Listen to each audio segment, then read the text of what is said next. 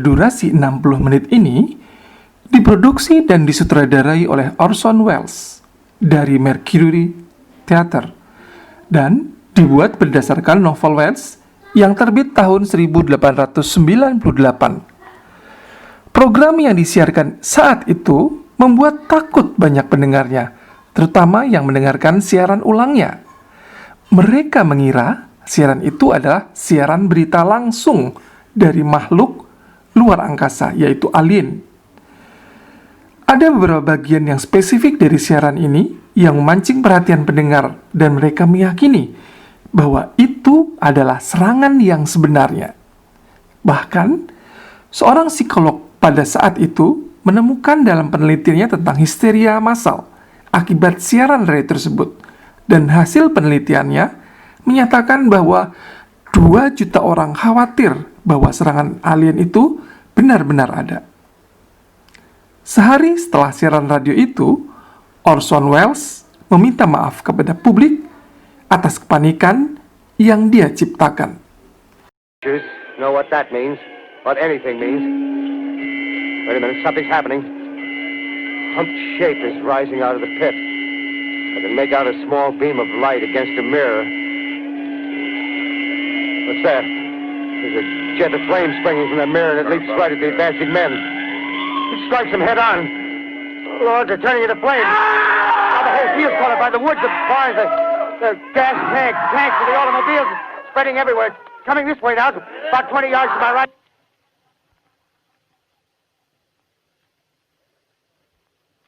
Ladies and gentlemen, due to circumstances beyond our control, we are unable to continue the broadcast from Grover's Mill.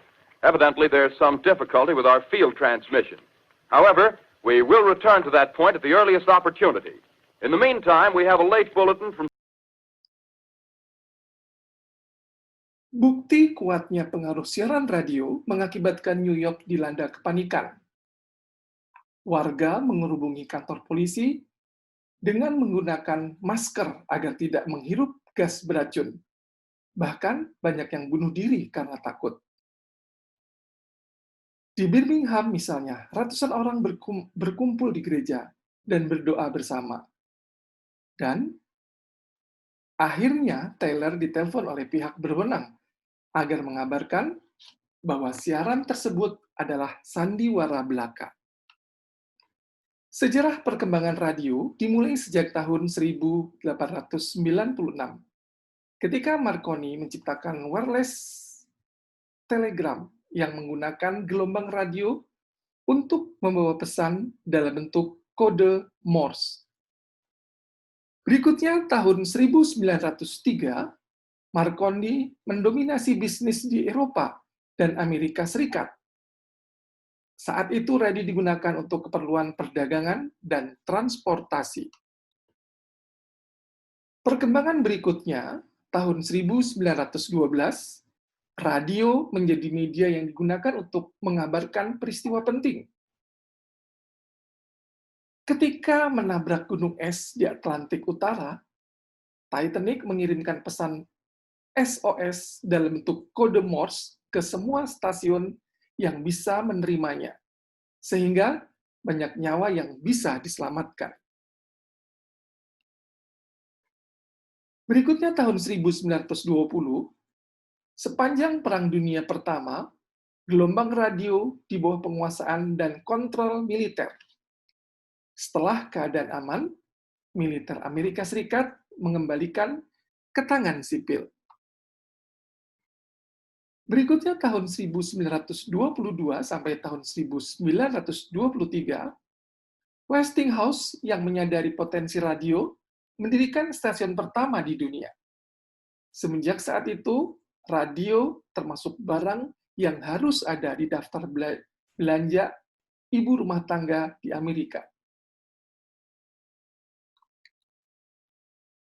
Sejarah radio di Indonesia adalah sejarah teknologi yang menghasilkan peralatan radio yang menggunakan gelombang radio. Awalnya, sinyal pada siaran radio ditransmisikan melalui gelombang data yang kontinu, baik itu melalui modulasi amplitudo maupun modulasi frekuensi.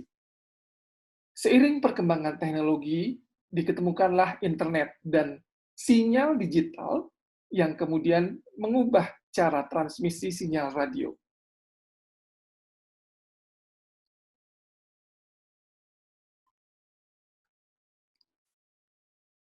Pada awal pemunculannya, tak seorang pun menyangka kalau radio bakal menjadi media jurnalisme yang ampuh. Namun, sebuah bencana dramatis memulai era radio sebagai media komunikasi massa. Sejak kapan radio memasuki jurnalisme? Hal ini diawali dengan peristiwa tenggelamnya kapal Titanic tahun 1919. Pesan SOS-nya dipancarkan ke seantero dunia. Maka, berkat pesan yang diterima dengan cepat, banyak penumpang terselamatkan. Nah, sejak saat itu, perangkat radio menjadi peralatan wajib dalam kapal-kapal dan menjadi bagian dari standar keselamatan umum.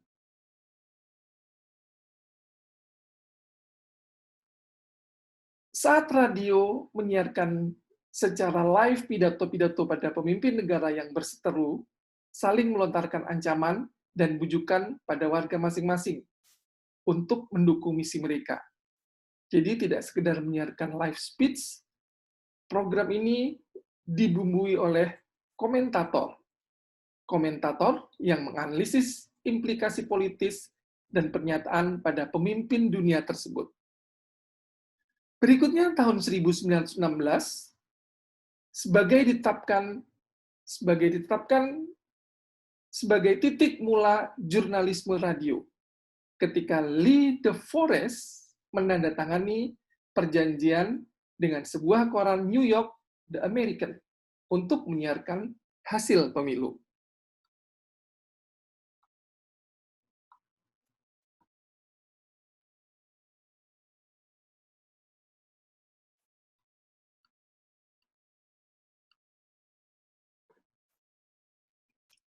Jurnalisme radio dicirikan oleh kerja jurnalisme yang pada umumnya adalah proses pengumpulan berita, produksi atau pengolahan fakta menjadi bentuk-bentuk berita, dan penyiaran berita.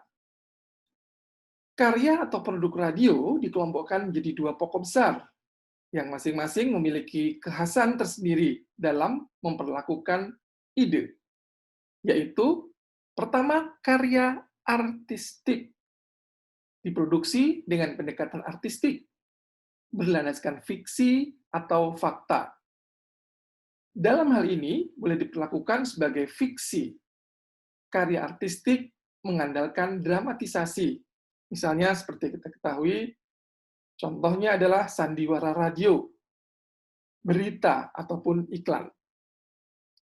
Kemudian yang kedua adalah karya jurnalistik. Diproduksi dengan pendekatan jurnalistik, diikat oleh kaidah-kaidah standar, hukum, dan kode etik jurnalistik. Bertitik tolak dari fakta dramatisasi demi objektivitas dan kesakralan fakta dijaga, sehingga mungkin agar tidak membiaskan karyanya. Misalnya adalah berita, atau karya dokumenter, dan karya future.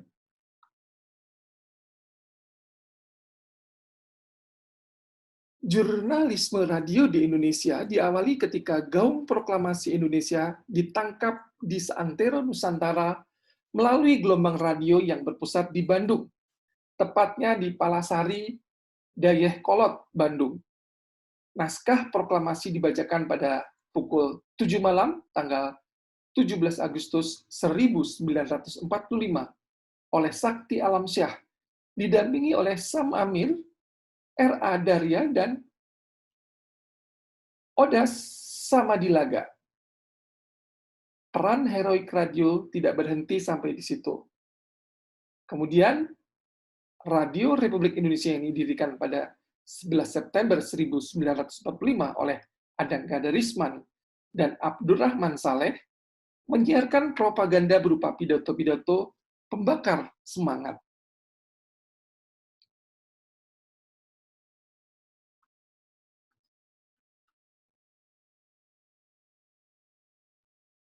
Apa ciri-ciri berita radio? Secara umum, sama dengan berita pada umumnya. Tetapi, karena radio bersifat lokal dan personal, maka pendekatan dalam menetapkan nilai berita agak berbeda dibandingkan media komunikasi massa lainnya. Beberapa ciri itu antara lain, pertama, proximity atau kedekatan. Kedekatan adalah faktor yang penting. Pertanyaannya adalah, sejauh mana berita itu bermakna bagi pendengar kita. Nah, oleh karena itu, sebaiknya berkonsentrasilah pada berita kecil, lokal, dan penting bagi pendengar. Kemudian yang kedua adalah relevance. Kedekatan dan relevansi itu satu paket. Berita yang tidak relevan dengan pendengar tentu tidak akan banyak berpengaruh dalam kehidupan mereka. Maka tidak penting bagi mereka.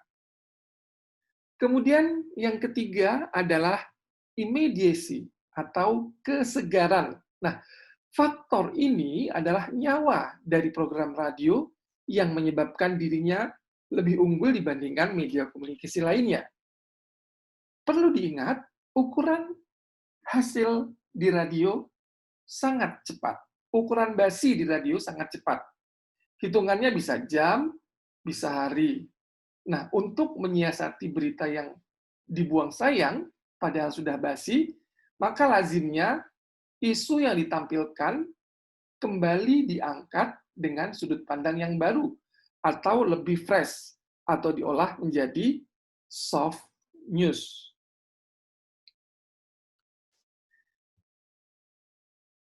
Berikutnya yang keempat adalah interest, yaitu disesuaikan dengan kepentingan pendengar.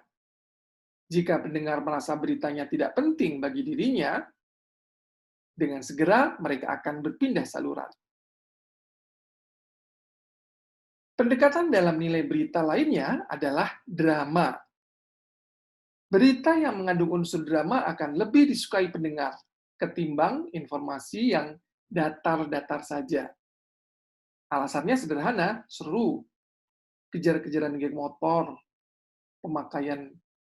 pemakaman seorang tokoh, atau upaya penyelamatan korban bencana alam. Semua ini termasuk berita-berita yang mempunyai unsur dramatik. Berikutnya yang keenam dari ciri berita radio adalah entertainment. Nah, unsur hiburan atau entertainment ini dalam dunia jurnalistik kerap disisihkan atau dibicarakan sembunyi-sembunyi karena dianggap mencemari sakralisme jurnalisme. Ini sebenarnya masalah bumbu saja, bukan mengubah isi secara substansial. Secara umum, terdapat berbagai jenis format berita radio. Berikut ini adalah ekstraksi format berita radio. Yang pertama adalah breaking news. Breaking news adalah jenis berita yang paling tinggi nilainya. Intinya adalah melaporkan sesuatu yang secepat-cepatnya, singkat, padat, akurat. Radio sebagai media elektronik mengalahkan media cetak dalam hal ini. Lazimnya format breaking news digunakan untuk melaporkan kecelakaan, bencana alam, atau hasil pemilu. Kemudian yang kedua adalah headline service. Radio menjadi penyedia berita-berita pendek dalam format headline. Ini disesuaikan dengan karakteristik pendengar radio yang memang menginginkan segala sesuatu yang ringan dan tidak berat diserap oleh telinga. Kemudian yang ketiga adalah all news. Jadi segala berita disiarkan di stasiun radio. Tentu saja radio tidak berdiri sendiri. Ada jaringan koresponden yang mendukung atau afiliasi dengan jaringan radio lainnya. Jaringan radio internasional pada umumnya mengambil bentuk seperti ini, walaupun mereka hanya menangani ceruk segmen pendengar yang kecil. Tetapi karena jaringannya banyak, akumulasi pendengarnya juga banyak. Kemudian yang keempat adalah news packages, yaitu berita dalam format lebih panjang, disebut juga future radio. Isu yang diangkat lazimnya adalah berita-berita kategori soft news. Berita semacam ini, biarpun isunya penting, memang tidak mengejar aktivitas, memang tidak mengejar aktualitas, karena tantangan produksinya lebih besar, maka banyak radio besar saja yang berani mengolahnya. Bagaimana menilai berita yang baik? Berita dikatakan oke ketika memenuhi kriteria good journalism. Nah, kriteria tersebut mencakup antara lain, pertama, akurat, seimbang, dan adil. Pada pokoknya, memenuhi syarat-syarat ideal jurnalisme yang objektif. Kemudian yang kedua adalah interpretasi. Apakah reporter mencoba membantu khalayak untuk memahami apa yang terjadi, atau justru membiaskan informasi? Ini aspek yang lumayan tricky. Masalahnya, menilai bias yang bersumber dari aspek individual itu bukan hal yang gampang atau terlihat dalam seketika. Dan yang terakhir adalah original content. Berapa banyak radio yang benar-benar menerjunkan reporternya secara langsung untuk mendapatkan berita seutuhnya di lapangan? Praktek yang paling banyak terjadi adalah informasi di copy paste atau diambil dari sumber-sumber lain. Tradisi jurnalistik yang ideal mengharuskan reporter turun sendiri ke lapangan. Kalau hanya memindahkan berita internet menjadi berita radio yang dibacakan penyiar, itu patut dipertanyakan. Apakah kerja jurnalistik betul-betul sudah dilakukan? Nah, salah satu penyebab mengapa kerja jurnalistik di lapangan jarang dilakukan radio lokal adalah cost-nya yang lumayan. Demikian pembahasan kita di seputar radio. Sampai jumpa pada program berikutnya.